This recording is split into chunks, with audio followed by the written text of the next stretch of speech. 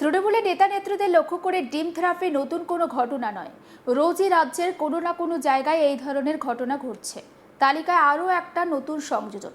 এবার ডিম থেরাপির শিকার প্রীতি দত্ত নামে একজন তৃণমূল নেত্রী। অভিযোগ, তৃণমূলের এক নেত্রী তথা তৃণমূলের সোশ্যাল মিডিয়া সংগঠন ফ্যামের সক্রিয় সদস্যা প্রীতি দত্ত নিজের সোশ্যাল মিডিয়া অ্যাকাউন্ট থেকে বিজেপি কর্মী সমর্থকদের সম্পর্কে বিভিন্ন সময় বিভিন্ন ধরনের কুরুচিকর মন্তব্য করেন। এবার তার বিরুদ্ধে সরব হলেন বিজেপি কর্মী সমর্থকেরা। দাবি ওঠে প্রকাশ্যে ক্ষমা চাইতে হবে তাকে। নদিয়ার চরমাসদিয়ায় তার বাড়ির সামনে জড়ো হন অনেকে, তাকে লক্ষ্য করে ছোড়া হয় ডিম। খবর পেয়ে ঘটনাস্থলে পৌঁছায় নবদ্বীপ থানার পুলিশ। এরপর প্রীতি দত্ত তার দলের সোশ্যাল মিডিয়া সংগঠন ফ্যামের ঊর্ধ্বতন কর্তৃপক্ষের বিরুদ্ধে একরাশ ক্ষোভ উগরে দেন।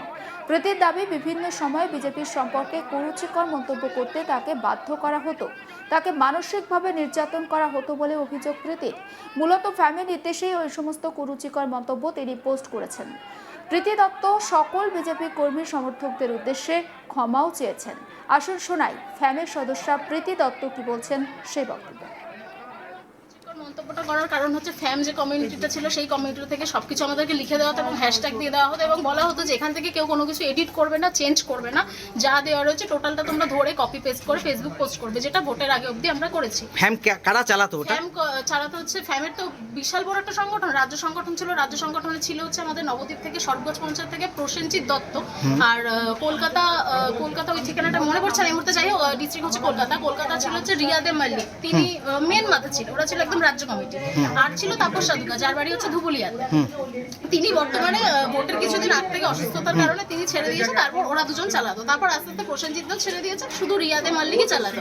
আর এখানে আমি তো রাজ্য কমিটিতে কাজ করতাম না, আমি করতাম নদিয়া জেলা কমিটিতে। সেখানে মেন মাথা ছিল হচ্ছে নদিয়া জেলা ডিস্ট্রিক্ট ইনচার্জ ছিল নবদ্বীপ বাড়ি, যার কথা বললাম চর্বমনগর মিলন দেবনাথ।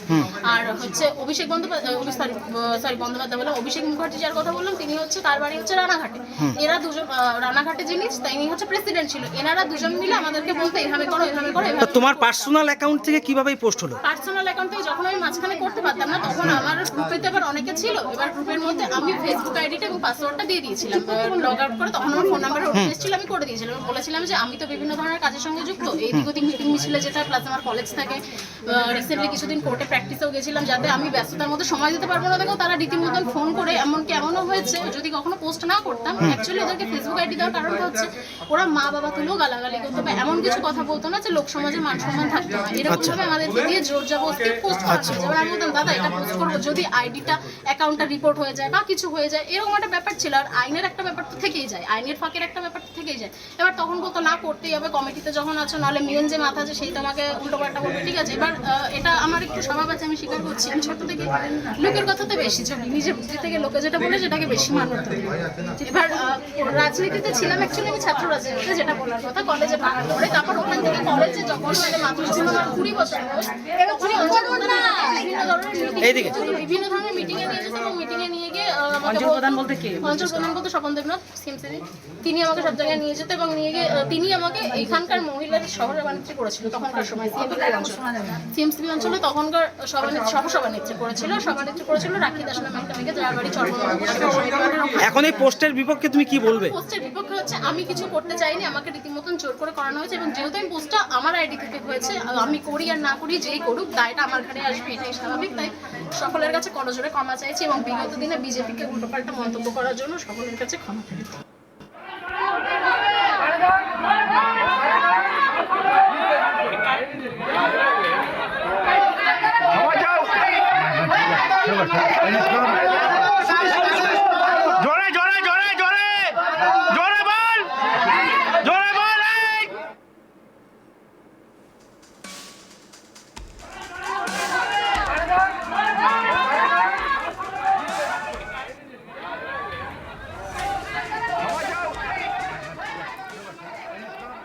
প্রীতি দত্ত সকলের সামনে নিজের ভুল স্বীকার করেছেন এবং ভুল স্বীকার করার পর তিনি হাত জোর করে ক্ষমাও চেয়েছেন, সেই ছবিও আপনারা দেখতে পাচ্ছেন। এবং তারপর বিজেপির মহিলা নেতৃত্ব থেকে শুরু করে প্রত্যেকে তাকে ক্ষমা করেন। সমস্ত বিষয়টা নিয়ে আমার কলিগ সুরজিৎ দাসের একটি রিপোর্ট আপনাদের দেখাবো। এবার তৃণমূলের সোশ্যাল মিডিয়া ফ্যামের গুরুত্বপূর্ণ সদস্য প্রীতি দত্তর বিরুদ্ধে একাধিক অভিযোগ তুলে তার বাড়িতেই উপস্থিত হলো বিজেপির নেতৃত্ব থেকে শুরু করে বিজেপি মহিলা মোর্চার একাধিক সদস্যরা। অভিযোগ, তার ফেসবুক অ্যাকাউন্ট থেকে একাধিক পোস্ট করা হয়েছে যেগুলো সম্পূর্ণ বিজেপি বিরোধী এবং কুরুচিকর মন্তব্য করা হয়েছে।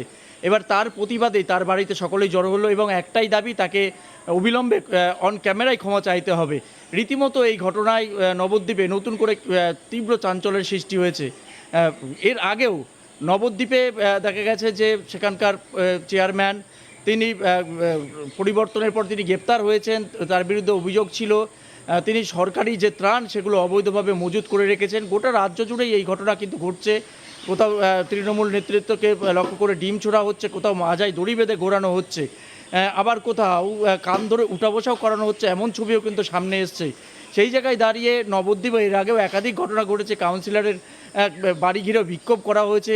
এবার তৃণমূল ফেসবুকের ফ্যামের সদস্যা প্রীতি দত্ত, তার বিরুদ্ধে বিজেপি কর্মী এবং মহিলা মোর্চার যেটা অভিযোগ, তার ফেসবুক অ্যাকাউন্ট থেকে লাগাতার দীর্ঘদিন ধরে বিভিন্ন মন্তব্য করা হয়েছে যেটা সম্পূর্ণ বিজেপি বিরোধী এবং বিজেপির বিভিন্ন নেতা মন্ত্রীর নাম করে কুরুচিকর মন্তব্য করা হয়েছে। মূলত তারই প্রতিবাদে এদিন বিজেপির তৃণমূল নেত্রী প্রীতি দত্ত তার বাড়িতে একদম বাড়িতে চলে যান বিজেপি মহিলা মোর্চার সদস্যরা, পাশাপাশি সেখানে ছিলেন বিজেপি নেতৃত্ব।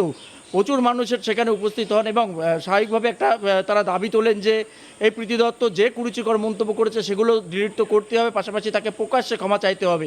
এবার তার মাঝেই দেখা গেল তিনি যখন ক্ষমা চাইছেন প্রকাশ্যে সকলের সামনে, তখনই তাকে লক্ষ্য করে কিন্তু ডিম চোরা হয়, রীতিমতো উত্তেজনার সৃষ্টি হয়। সেখানে খবর পেয়ে নবদ্বীপ থানার বিশাল পুলিশ বাহিনী ঘটনাস্থলে পৌঁছায় এবং রীতিমতো তারা দীর্ঘক্ষণের প্রচেষ্টায় অবশেষে পরিস্থিতি নিয়ন্ত্রণে আনেন। পরবর্তীকালে প্রীতি দত্ত নিজেও কিন্তু ক্ষমা স্বীকার করে নেন এবং তিনি কুরুচিকর যে মন্তব্য সেই মন্তব্যের কথা স্বীকার করে নিয়েও কিন্তু প্রকাশ্যে বিজেপির দাবি মেনে তিনি কিন্তু তার সে বিষয়ে ক্ষমা চেয়ে নেন এবং আগামী দিনে এইরকম মন্তব্য আর করবেন না বলেও তিনি সুস্পষ্টভাবে জানিয়ে দেন।